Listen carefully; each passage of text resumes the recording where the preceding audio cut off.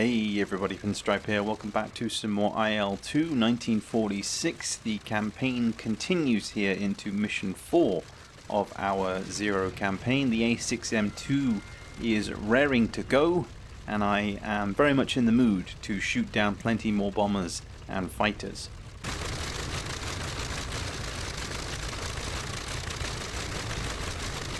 So far we've had a very successful campaign. I believe we're up to 15 aerial victories so far, so much so, as far as success is concerned, that we have been put in charge of our own squadron. So we are flying, I think, the Finger 3 formation, so I've got 2 other wingmen with me, so it's just a case of getting airborne and waiting for them to catch up, which is something that I'm going to want to have, especially if we do come up against any of the 153s, because in pairs they can be quite deadly.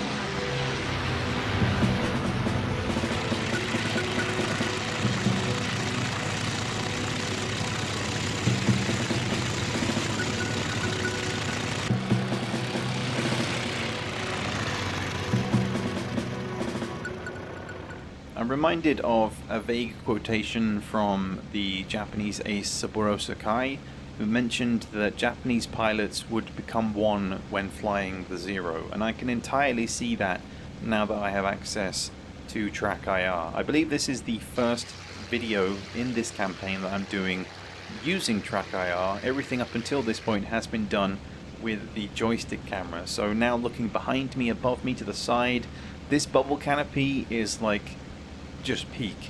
It really is that good as far as visibility is concerned. Compared to other European aircraft like the BF-109, you feel so tight and cramped and constricted in there. Even the British aircraft like Spitfires just could not compare to the sightlines that you have in here. I mean, when you look at, say, the Thunderbolt, okay, that's when that wins, because you have no structure to block any of your sightlines. But as far as Japanese aircraft are concerned, man, the Zero really does take the cake here.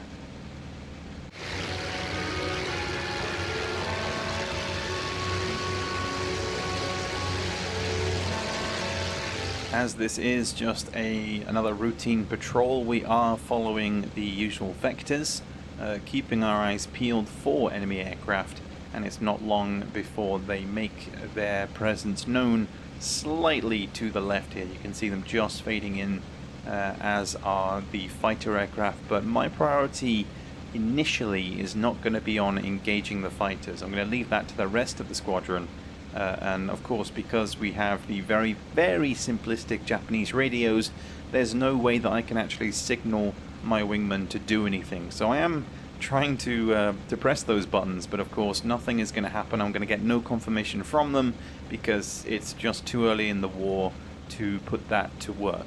So instead, I'm going to continue on flying forward and looking out for those bombers. You can see that my dudes are already engaging the 153s, but I smell blood in the water as a bomber is pretty much level with me dead ahead, and I've got no one really contesting me in my current position, and with the speed advantage, how could I possibly resist, honestly? So we're going to zoom in and try and get the kill.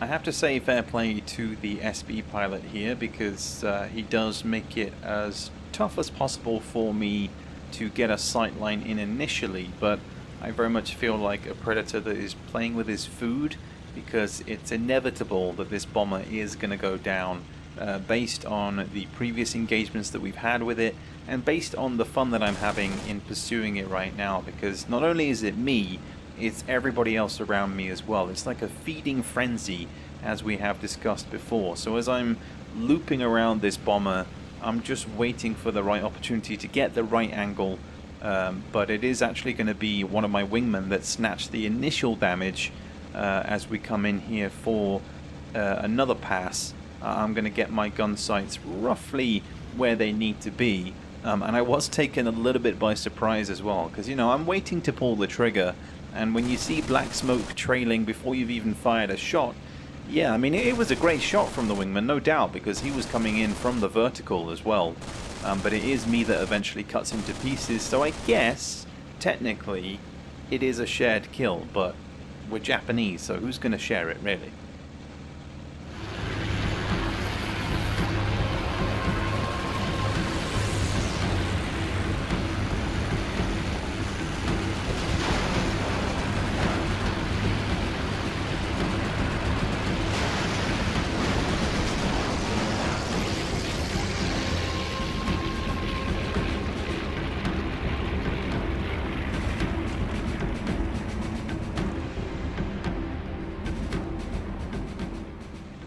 Now, that's not to say that the Japanese didn't share kills, of course, or count them as shared, but out of all of the aerial combat that took place in the Pacific, the Japanese were the ones who would greatly exaggerate their victories and aerial counts as far as numbers are concerned, especially when you pair it with official records where, like, Japanese squadrons will claim 8 planes have been shot down, when in reality all of them made it back safely to base. But of course, probables are always a thing as well. I mean, as for this bomber, you can see I've been trailing him for a little bit. No one is going to object in me just completely destroying this plane, and as we get our sights on, he is disintegrated into many a piece, and that is our 17th kill in total.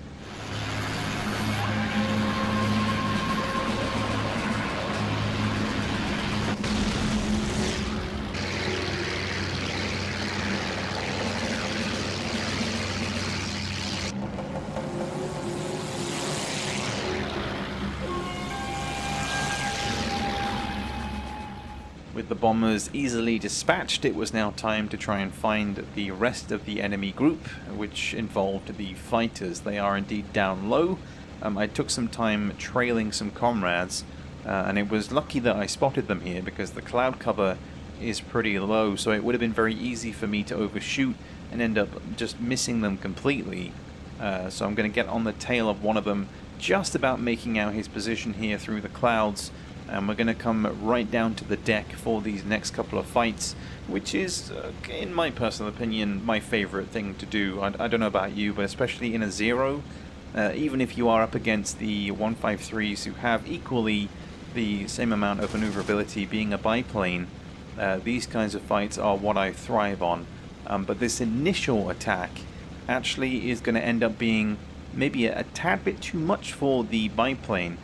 Because as I follow him down and get on his 6, there's going to be some maneuvers, but actually I guess the G's are going to be too much for his airframe, and he's actually going to disintegrate into pieces off camera.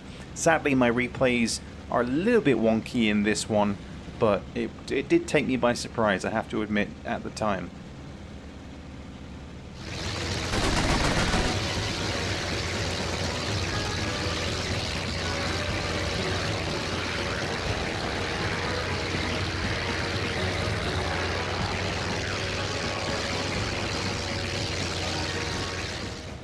When I received that first confirmation, you can see on the right there, enemy aircraft was destroyed, I thought that he had slammed into the ground, because you can see that there is a slight crater, but no, he had fully disintegrated into pieces just as I was pulling up. So you can see I guess the integrity of both machines there, and the comparison between these mid to late 1930s fighters and bombers compared to the way more updated A6M2. Now we're going to move into the final fight here. This is perhaps my final sequence of the entire mission because it encapsulates the kind of aerial dogfights that I enjoy most, where it is low, it is slow, and it is incredibly fun to try and stay on the 6 of a guy that is trying to make you overshoot. And when there are just clumps of trees below you where there is no safety in landing, yeah, that just adds to the spiciness of the engagement, and I am sort of dead sure that I'm going to come up victorious in this fight, because I'm looking for what will be kill number 19 in this campaign so far. And as he falls directly into my gun sights, all I have to do is pull the trigger. The pilot attempts to bail, but as you'd expect, doesn't make it out, and we get the kill.